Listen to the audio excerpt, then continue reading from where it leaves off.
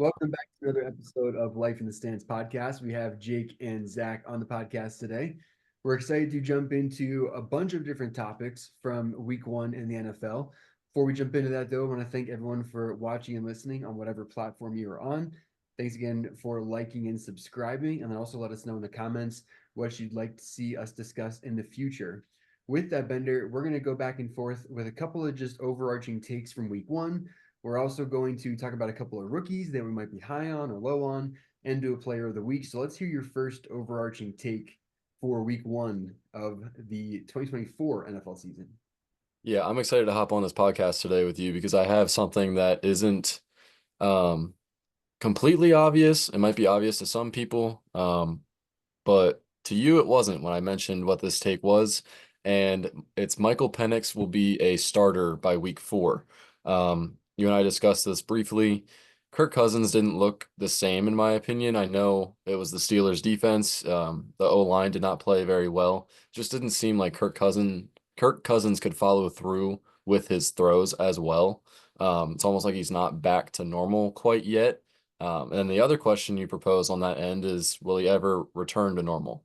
So now, following up on that, was it worth paying him the money? No.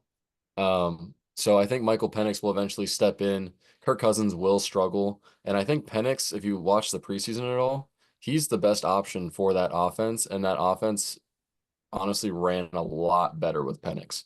And I think him moving along with some of the other young guys on that roster between Drake London, Kyle Pitts, Bijan Robinson, um, I think that would be the way to go, in my opinion. Now, you have management versus coaching side by side. We paid him the contract. We have to play him. We also drafted Michael Penix first round. We might have to play him at some point. So you get into a whole conversation of what happens. But I think at this rate, Penix will be the starter by week 4. Yeah, I think that is a little bit of a crazy take. Like Bender mentioned when he talked about that take with me off camera a little bit, I was like a little taken aback. Just because I think it's hard to judge Kirk Cousins off of an injury all of last year, playing a Steelers defense in week one that is definitely top five, maybe top three, maybe the best defense by the time the season is all said and done, depending how injuries shake out and those kinds of things, right? So I mean, that's a lot to put on Kirk Cousins' shoulders the first time, coming back after all that time. So, I mean, I could not that I don't agree with a lot of what you said too about Michael Penix Jr., but I just think it's too quick to judge, Kirk Cousins off that situation alone is all I'd say back. But my opinion is if you start 1-2 or 0-3 with Kirk Cousins at the helm, I feel like you need to start talking about Michael Penix just because that is one of the most wide open divisions in the NFC or even just the whole NFL at this point.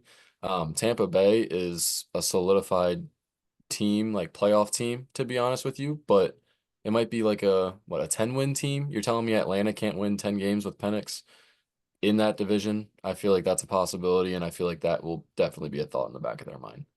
So this is a great transition because I have a take about the Buccaneers that we can transition to right after this. But just one final note on, and just in general where that division is going.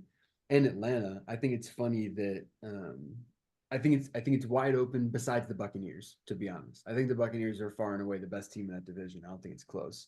Number two, with Atlanta, they had Desmond Ritter, and then they had who was the other was it Mariota last year? Mariota and Desmond Yeah, he Ritter was a kind of like backup. flip Yeah, flop, right? yeah.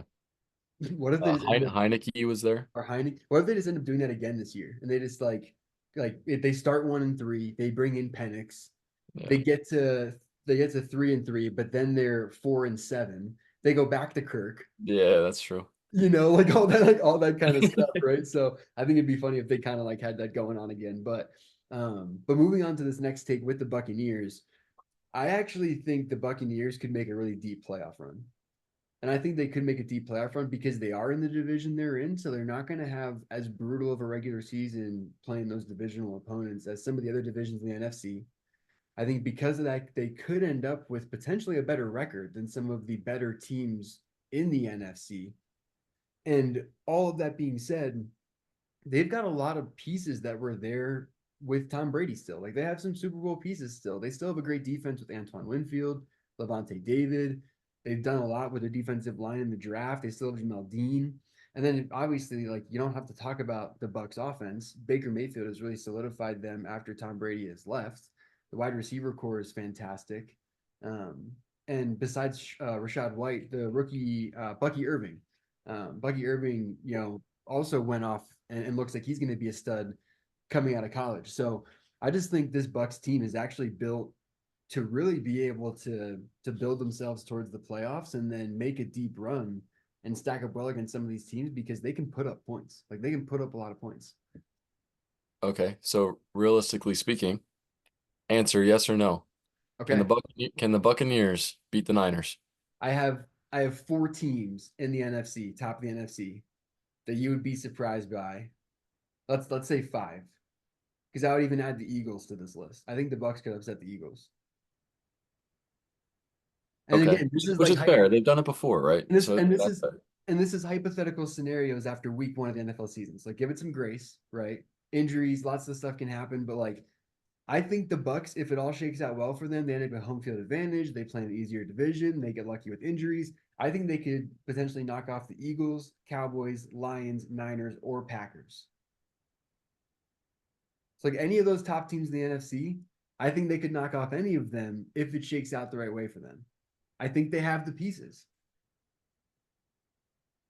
I have nothing else to say because you answered all my yes or no questions. I was going to ask if you think they could beat All all those teams, right? all those teams I think minus the they're there. Packers because you don't know about the Packers yet. And this goes in line with me saying I think they're far and away the best team in that division. It's a race for second place as far as I'm concerned. Okay, we'll see. We'll see about that one. Ironically enough, we're actually going to stay in that division. I'm going to move to my next take, and it's going to be that the Panthers are going to go winless. The Panthers are god awful. Derek Brown's out for the season. That's their star D tackle. It's about the only defensive piece they have on that freaking team um, at this point. Brian And Burns, oh, never mind. yeah, Goner. I don't know.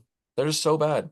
I don't like. I have nothing else to say other than the Panthers might be the worst NFL football team in NFL history.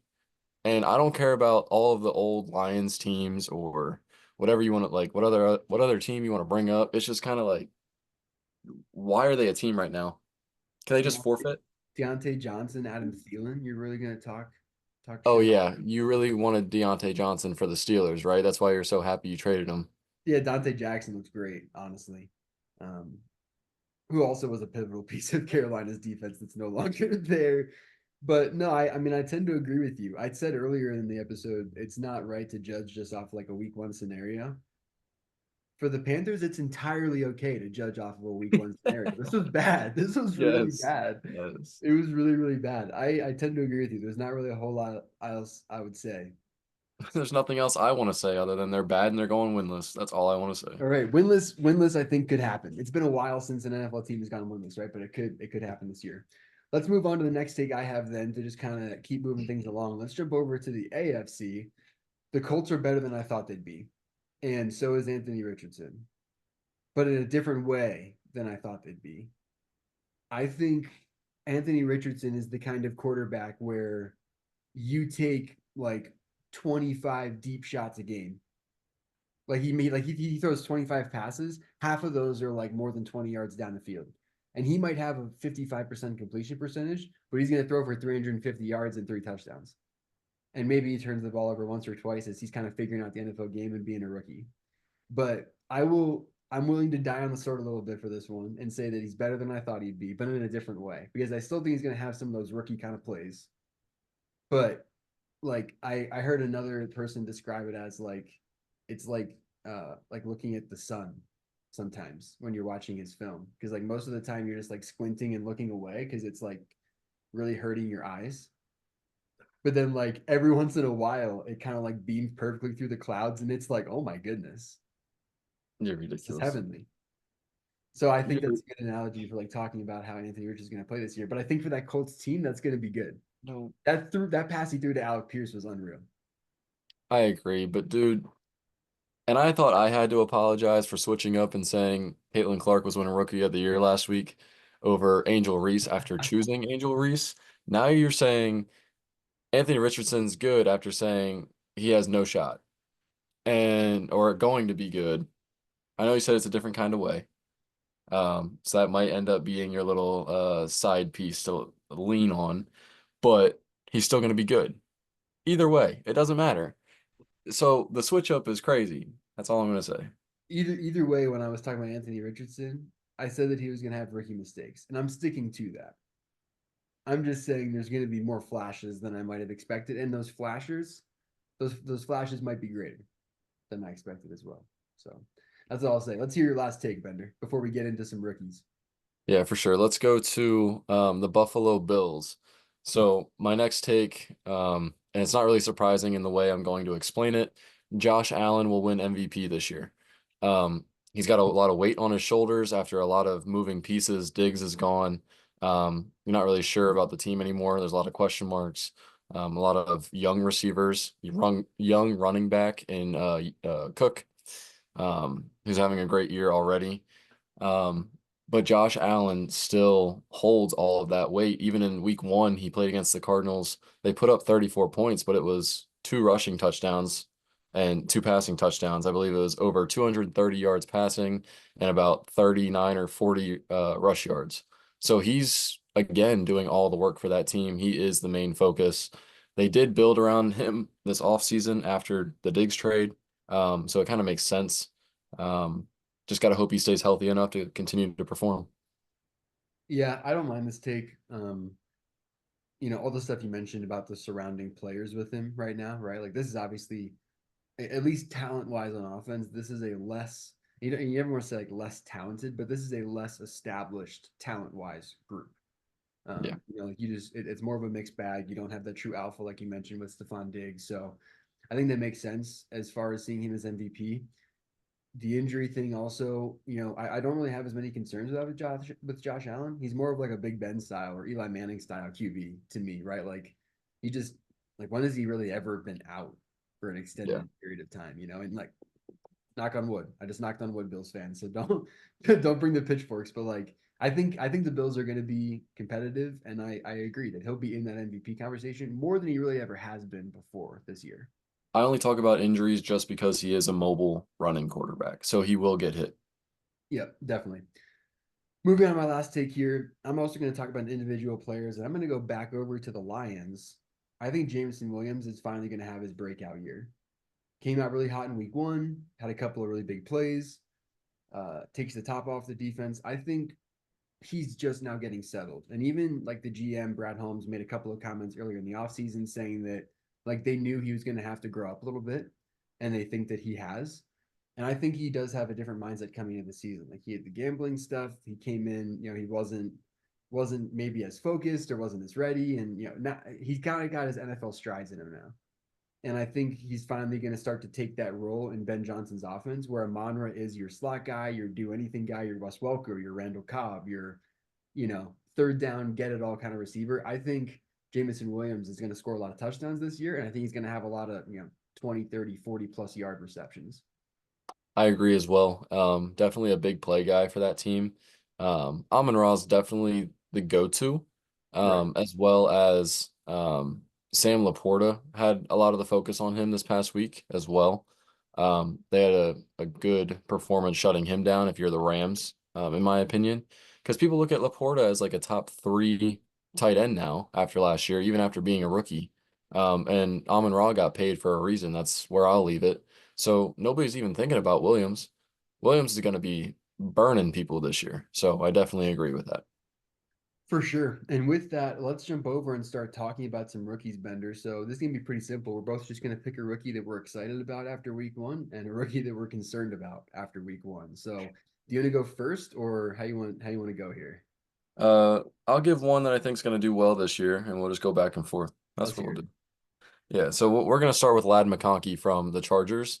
Um, he had 5 catches for 39 yards and a touchdown in his debut. They don't really have a whole lot of options out there outside of Josh Palmer. J.K. Dobbins had a good game, but who else can you talk about on that team? Lad McConkey, I think had as a bust coming out of the draft. So we don't like to talk about that. So The there's another switch switch up. up. The Yeah, there's switch another switch up. up. But no, I think there's definitely some upside to him. Whether he's a security blanket or a big play guy, that's yet to be seen. It's only one game, but I'm excited to see what he does for that team. I think an interesting thing in the league right now is if you look at like overall offensive lineman grades, like offensive lines are bad in the NFL right Yes. now, just like in general, right? Like there's not enough good offensive linemen. We talked about the Chargers draft a lot. I said that I loved Joe Alt at 5. You said you would have rather taken Malik Neighbors. I think, like I was saying then, the offensive line is just more valuable at this point in the league. There's not enough good quality tackles. And look what Joe Alt did against Max Crosby in week 1. Zero pressures. Zero pressures. Is So that your guy? that is not my guy though. Oh, My okay. guy will be another offensive lineman, Zach Frazier, who also had zero pressures in week 1, and I believe was like the 8th highest graded offensive lineman in week 1, was the second highest graded pass blocking lineman in week 1. So he looked incredible coming out of college. He looked exactly like his West Virginia tape. Made me really excited as a Steelers fan. I mean, he just wore down Grady Jarrett. Grady Jarrett wore him down throughout the game. A couple of pancakes, looked really good. Yeah, for being a rookie, that's honestly amazing. And y'all still can't score a touchdown, but it's fine. I don't want to talk about it, Bender. Who's the rookie that you're concerned about? Uh, I'm concerned about this guy just because of his surrounding pieces. It's not because of his talent. Hmm. I am concerned about Malik Neighbors because New York is where wide receivers go for their careers to die. Hmm. So, I'm kind of concerned on how long the Daniel Jones train will be going on for. And even then, if you draft another quarterback next year, there's no guarantee that that guy's going to be good. So I feel like he's just going to be in a situation where he can't get out until his rookie contract's up or until they actually find somebody for him. Yeah, it's pretty brutal.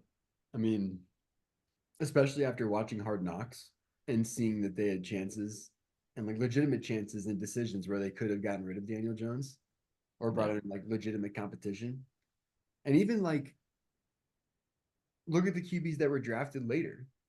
Like Spencer Rattler went in like the 5th round, 6th round or something. You Yeah, tell me as the Giants you couldn't have like couldn't take a 3rd or 4th round pick on Spencer Rattler? I agree. And my other thought on that is even if it's just a rental, for a player development standpoint, I would have rather had Jameis Winston come in there. Because he was signed as a backup quarterback for the Browns. So Yeah. he'll end up playing for the Browns at some point Yeah. because Watson looks like absolute ass right now. And But at least at that point, neighbors would get targets because Jameis is yes, slinging that thing. that's what I'm saying. He's just going to sling the ball around and at least develop Malik Neighbors at his Yeah. spot. Whereas now Neighbors might not develop until year Yeah. 3 because of Daniel Jones and whatever rookie they bring in next year. Yeah. Or even for that matter, Jacoby Brissett, right? He went to the Patriots. Yeah. Like, okay, Yeah. yeah. All right. So definitely we agree on that one. Malik Neighbors is in trouble. The rookie that I'm concerned about is another wide receiver. It's actually Marvin Harrison Jr. And I don't know if you're gonna roll your eyes at this one or not, but I'm not concerned about it because I don't think he has the physical talent or the skill again. It's not that. He looked disinterested in playing for the Cardinals, to be honest. Like it's hard, I'm sure you've seen the clips. I'm sure people watching have seen the clips. Yeah. Like he looks disinterested. He looks like he doesn't want to be there. He looks like he's not running hard. Like the effort is just really low, it seems. After all the stuff with the contract things right away when he got signed as a rookie, like there's not a good vibe in Arizona. And then Kyler Murray coming out right away and saying like it's not my job to get him targets. Mhm. Right, the vibe is not good in Arizona. I'm concerned about Marvin Harrison Jr. Yeah. And I personally don't want to blame Kyler Murray or the Cardinals. I think it might just be who he is. It might be an ego thing, but definitely a body language thing. I know he missed you down the field, but if you listen to Kyler Murray's interview, you don't always see the whole field when you're scrambling around. So it does happen. Not college. It's not college where you know you're burning this guy every time, and Yeah, it is what it is. But or your QB's just breaking the first sack attempt, and if you break open, you're gonna get it. Like it's not. yeah, it's just not the same. I don't know what he thought he was going to get out of that. but I think he just kind of needs to figure out a way to grow up at this point. He's stuck there. They're not going to trade him. They'll probably just hold him there if he wants to hold out. Even then, you get fined as a rookie on a rookie contract. So Yeah. Yeah. And I mean, it's hard to imagine any of those things happening, but the vibes are definitely not good. So with that, let's jump into our last segment of the day. We're going to go into a player of the week, and this is going to be another wide receiver, actually. This is going to be Cooper Kupp. And it's uh, going to be Cooper Kupp because everybody wrote off Cooper Kupp with Puka Nacua last year. And Cooper had the incredible season, obviously, helped the Rams win the Super Bowl in 2022. Had a bad season because of lots of injuries, missing time, all those kinds of things. Puka came in. Puka's obviously incredible talent. Puka's on IR now. And it's Cooper's time to show why originally the Rams made that deep playoff run and did win the Super Bowl. And also saying Puka and Cooper so many times back to back and back and forth is really like a tongue twister in weird ways. Regardless it- of that, Cooper Kupp this week 1, 14 receptions, 110 yards, and a touchdown. I think he's going to have a big year again, barring injury. I think he'll be healthy. It seems like he's kind of back this year. do you see how many targets he had? How many targets? I think it was 21. Whew. Yeah, if you think he's not about to get all the volume while Puka's out, you're crazy. Even when Cup came back last year, he still took targets away from Puka. Yeah, So I fantasy feel like tips. exactly. So I think that's a good player of the week and not a surprise to me, but I didn't know where you were going with that at first. Yep. Yep. Talked a lot about a wide receiver. Talked a lot about wide receivers today. I'm so tongue twisted still from saying Puka and Cooper. But this is another episode of Life in the Sands podcast. We're excited for week 2 of the NFL season going on this weekend. And obviously, the Thursday night game, Bills and Dolphins, was a fun one to watch. Thanks again, everyone, for watching and listening. And we'll see you on the next episode.